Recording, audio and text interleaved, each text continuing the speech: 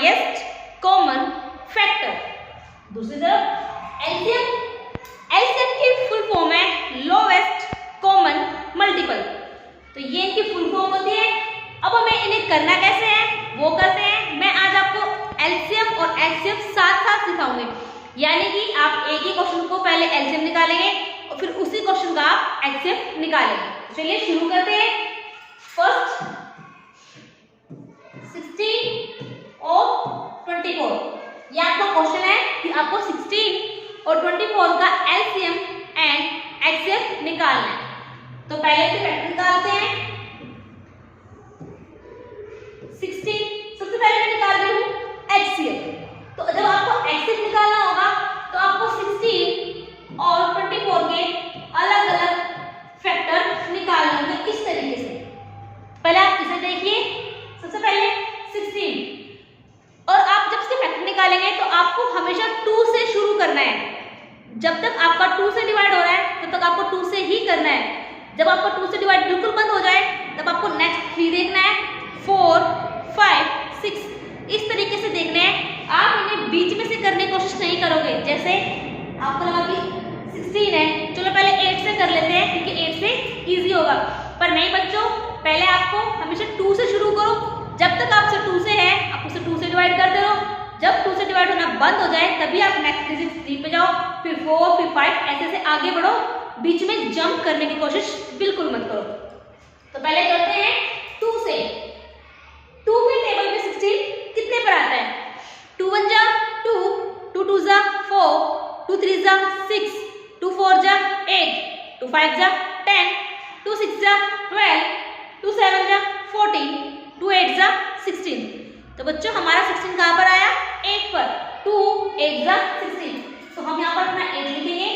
अब 8 फिर से 2 के टेबल में आ रहा है तो कैसे करेंगे?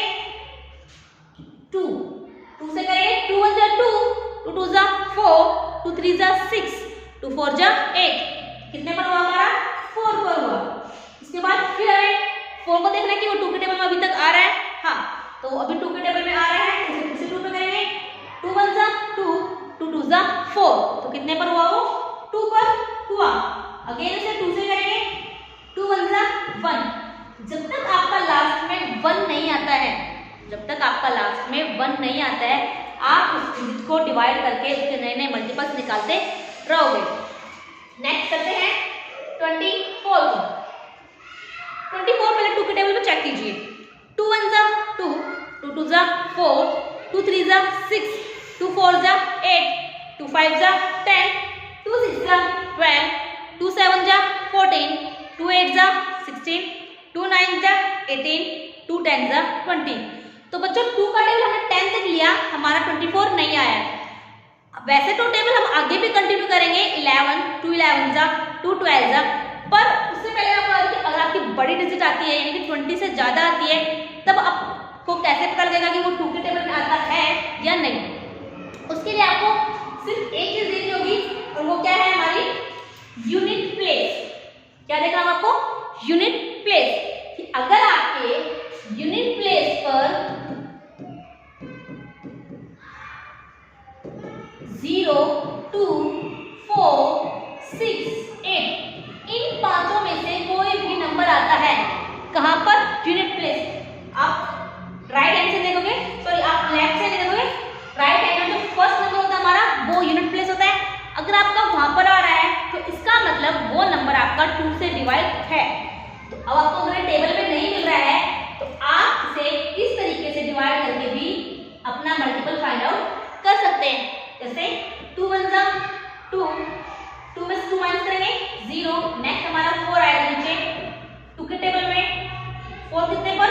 2 पर 4 और नेक्स्ट 4 में से 4 सब्ट्रैक्ट करेंगे तो हमारा 0। तो इसका मतलब हमारा जो 24 है 2 से डिवाइड करने पर कितने पर आया? 12 पर। तो इस तरीके से हम करेंगे।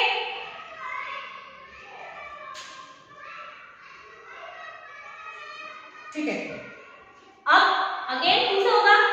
2 के टेबल पर कितने पर है? 2 1 जा 2, 2 2 जा 4, 2 3 जा 6, 2 4 जा 8, 2 5 जा 10, 2 6 जा 12। तो हमारा कितने पर है? 6 पर। नेक्स्ट अगेन 2 से करेंगे, 2 1 जा 2, 2 2 जा 4, 2 3 जा 6, तो 3 पर आया बच्चों। अब 2 के टेबल में 3 नहीं आता क्योंकि अब वो हो गया हमारा ऑड नंबर। जब 2 से बिल्कुल डिवाइड ना हो तब किस पर चेक करना है, 3 पर। तो अब हम इसे 3 से चेक करेंगे, क्या 3 के टेबल में ही आता है? यस, कितने पर? 1 पर। 3 1 जा 3, तो यहाँ पर हमारा क्वेश्चन कंप्लीट हो गया है। अब हम इसका एक्सएफ फाइंड आउट करेंगे। तो एक्सएफ के लिए आपको क्या करना है, आपको 16 के मल्टीपल लिखने हैं, सॉरी 16 के फैक्टर लिखने हैं और आपको 24 के फैक्टर लिखने हैं। क्या क्या है 16 के? 2 मल्टीप्लाई 2 मल्टीप्लाई 2 मल्टीप्लाई 2। नेक्स्ट 24 के आपके 2 मल्टीप्लाई 2 मल्टीप्लाई 2 मल्टीप्लाई 3। तो ये मैंने दोनों के लिख दिए हैं। अब क्या था, HCF यानी कि हाईएस्ट कॉमन, क्या है? कॉमन। तो अब हमें इन दोनों में से अपने कॉमन नंबर को फाइंड आउट करना पड़ेगा। जैसे ये हो गया एक, नेक्स्ट एक और बार हमारा 2 है, नेक्स्ट एक और बार हमारा 2 है। इसके बाद 16 में हमारा 2 बच गया है, तो 24 में हमारे पास 2 नहीं है तो हम उसे कॉमन फाइंड आउट नहीं करेंगे। नेक्स्ट 24 में 3 है और 16 में 3 नहीं है तो हम उसे भी नहीं करेंगे। तो हमारा एक्सएफ क्या होगा, जो हमारे कॉमन फैक्टर है उनकी मल्टीप्लाई, यानी 2 मल्टीप्लाई 2 मल्टीप्लाई 2। 2 को 2 से मल्टीप्लाई कीजिए, 2 2 जा 4, 4 को 2 से कीजिए, 4 2 जा 8। तो हमारा एक्सएफ कितना होगा बच्चों? 8। तो इस तरीके से हम अपना एक्सएफ फाइंड आउट करेंगे। अब हम इसी क्वेश्चन का एलसीएम निकालते हैं। क्वेश्चन था हमारा 16 और 24। अब हम इसका एलसीएम निकाल रहे हैं। चलिए शुरू करते हैं। एलसीएम में तो आपको दोनों डिजिट्स को एक साथ ही करना पड़ेगा, उससे आप जल्दी अपने क्वेश्चन को सॉल्व कर पाओगे। जैसे 16 और 24, तो पहले दोनों को देखिए कि 2 के टेबल में आती है। यस, क्योंकि दोनों के यूनिट प्लेस पर क्या है, इवन नंबर है, तो 2 से कीजिए। 2 के टेबल 16 कितने पर हमारा? 8 पर, और 2 के टेबल में 24 हमारा कितने पर आया था? 12 पर। नेक्स्ट फिर से 8 और 12 2 के टेबल में आ रहे हैं, 2 से कीजिए। 2 4 जा 8 और 2 6 जा 12। नेक्स्ट फिर 2 से कीजिए, 2 2 जा 4, 2 3 जा 6। अब यहाँ पर एक वैल्यू 2 है और एक 3 है, तो पहले हमें 2 से ही करना पड़ेगा। 2 के टेबल में 2 कितने पर है? 1 पर, और 2 के टेबल में 3 नहीं आता तो हम इसे डिवाइड नहीं करेंगे, हम इसे एज इट इज रखेंगे। नेक्स्ट 3 है, 1 एज इट इज रहेगा। 3 के टेबल में 3 कितने पर? 1 पर। यहाँ पर बच्चों हमारे लास्ट में 1 1 आ गया है, तो इसका मतलब यहाँ पर हमारे फिनिश हो गया है। अब इसका एलसीएम लिखिए। एलसीएम होगा आपका इन सब की मल्टीप्लाई, तो 2 multiply 2 multiply 2 multiply 2 multiply 3, 1 2 3 4 times हमने 2 को मल्टीप्लाई किया और फिर 3, तो मल्टीप्लाई कीजिए। 2 2 जा 4, 4 2 जा 8, 8 2 जा 16, और 16 2 जा 16 3 जा 16 1 जा 16, 16 2 जा 32, 16 3 जा 48। तो हमारा जो एलसीएम है वो कितना आया? 48। इस तरीके से आप एक ही क्वेश्चन से एलसीएम और एक्सएफ दोनों चीज निकाल सकते हैं। चलिए एक और क्वेश्चन करते हैं। 15 और 25। सबसे पहले 15 के फैक्टर करेंगे हम। क्या 15 2 के टेबल में आता है? नहीं, क्योंकि वो क्या है, हमारा ऑड नंबर है। तो उसके बाद 3 की बारी है, 3 से चेक करेंगे। 3 के टेबल हमारा 15 आता है कितने पर? 5 पर। 3 5 जा 15। उसके बाद 4 तो है ही नहीं, अब कौन है यहाँ पर? 5 है, तो इसे हम डायरेक्ट 5 से ही करेंगे। 5 1 जा 5, ये हमारा कंप्लीट हो गया। नेक्स्ट 25 की बारी है। 25 हमारा 2 के टेबल में नहीं आता है, क्योंकि लास्ट में क्या है, हमारा ऑड नंबर है। उसके बाद 3 से करेंगे। 3 के टेबल में हमारा 25, 3 1 जा 3, 3 2 जा 6, 3 3 जा 9, 3 4 जा 12, 3 5 जा 15, 3 6 जा 18, 3 7 जा 21, 3 8 जा 24, 3 9 जा 27, 3 10 जा 30। तो बच्चों हमारा 3 के टेबल में भी 4 1 जा 4, 4 2 जा 8, 4 3 जा 12, 4 4 जा 16, 4 5 जा 20 एंड 4 6 जा 24, 4 7 जा 28। तो यानी कि 4 के टेबल में भी नहीं आया। अब किसकी बारी? 5 की। 5 3 जा 5, 5 2 जा 10, 5 3 जा 15, 5 4 जा 20, 5 5 जा 25। तो यानी कि अब की बारी सीधा किससे स्टार्ट हुआ है? 5 से हुआ है। 5 के टेबल में 25 कितने पर? 5 पर। फिर 5 को करेंगे 5 1 जा 5। तो पहले एक्सेप्ट निकालना है। एक्सेप्ट निकालना तो पहले 15 के लिखेंगे हम 3 और 5। इसके बाद 25 हमारा 5 मल्टीप्लाई 5।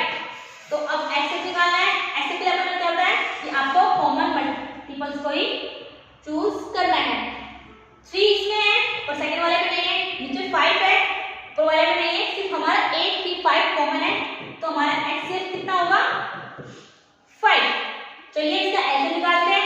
एलसीएम के लिए मैंने आपको बताया कि आप इन दोनों को इकट्ठा कर सकते हो, 15 और 25। 15 25 दोनों के दोनों 2 के टेबल में नहीं आते हैं, 3 के टेबल में करेंगे। 3 के टेबल में सिर्फ 15 आता है, कितने पर? 5 पर। 3 5 जा 15। 25 नहीं आता है तो हम उसे एज इट इज रखेंगे। उसके बाद दोनों में से कोई भी 4 के टेबल में नहीं आता है, 5 के में आता है, 5 से करेंगे। 5 1 जा 5 और 5 5 जा 25। अभी हमारे पास नीचे एक ही बना है, दूसरी तरफ हमारा वन अभी तक नहीं आया है, तो उसे कंटिन्यू करेंगे अगेन 5 से। 5 1 जा 5 और 5 1 जा 5। तो यहाँ पर अब हमारा हो चुका है, दोनों तरफ 1 1 आ चुका है। तो अब हम इसका एलसीएम लिखेंगे। एलसीएम होगा हमारा इनकी मल्टीप्लाई, यानी कि 3 मल्टीप्लाई 5 मल्टीप्लाई 5। 3 5 जा 15 और 15 5 जा 15 1 जा 15, 15 2 जा 30, 15 3 जा 45, 15 4 जा 60, 15 5 जा 75। तो हमारा एलसीएम कितना आया बच्चों? 75।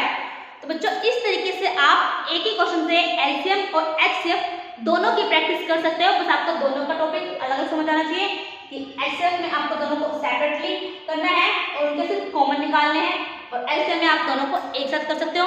तो बच्चों प्लीज इस वीडियो को शेयर कीजिए और अपने दोस्तों को बताइए ताकि वो भी इसे सीख सके, और हमारे चैनल को सब्सक्राइब जरूर कीजिए। Thank you.